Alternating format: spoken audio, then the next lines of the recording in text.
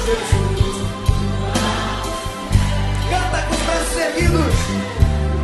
O caminho, a verdade e a de amor, dom de Deus, nosso Redentor. Pão da vida, pão da vida és tu, Jesus, o pão do céu, o pão do céu. Bem-vindo ao nosso Pão da Palavra, meu querido irmão, minha querida irmã. Nós iniciamos nesse dia, nessa quarta-feira de cinzas, um novo tempo litúrgico. Nós iniciamos o tempo da Quaresma, esse tempo de preparação que a igreja nos favorece para que a gente possa bem se preparar, bem vivenciar esse tempo de penitência, de oração, de jejum, tendo em vista a celebração da Páscoa, a ressurreição de Jesus.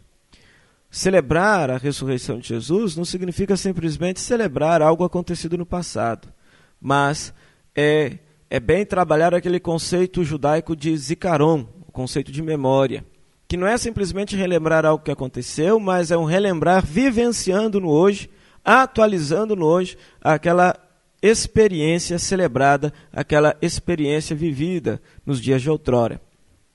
Então, ao celebrar a ressurreição de Jesus, nós também queremos experimentar a força da ressurreição, essa mudança de vida, esse crescimento de vida, essa passagem de situações de morte para situações de vida, de superação de dificuldades, de situações de pecado na nossa vida, para experimentar a vida plena que Deus deseja que cada um de nós tenhamos.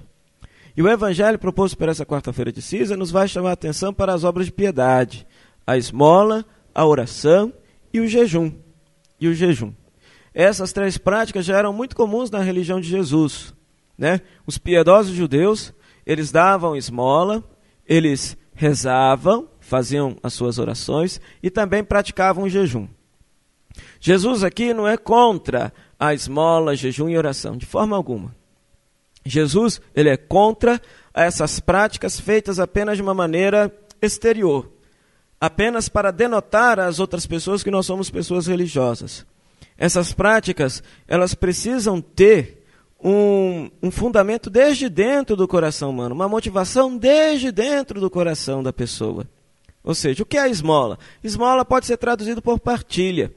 Esmola significa a gente partilhar algo que a gente tem com alguém que nada tem.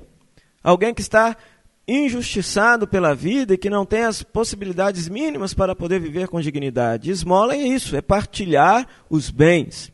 A oração nos educa na nossa convivência com Deus, nos favorece a nossa comunhão com Deus.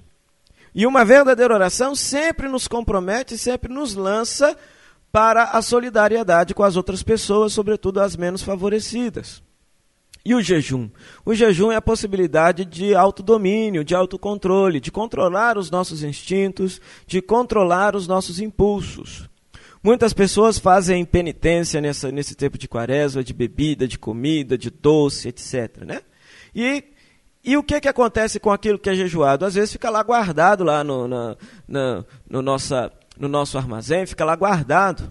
Né? Ou seja, então isso aí não se trata de jejum, se trata, na verdade, de uma economia.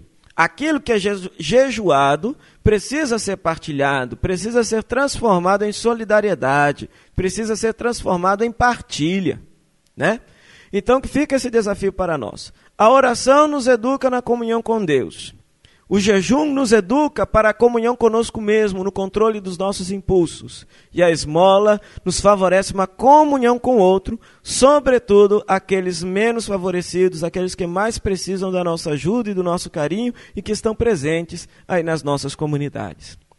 Que essas três práticas, motivadas desde dentro, motivadas desde esse desejo de se crescer numa vida de santidade, de solidariedade com os irmãos e irmãs, possam bem nos preparar nesse tempo da Quaresma para celebrar a Páscoa de Jesus. Louvado seja o nosso Senhor Jesus Cristo, para sempre seja louvado.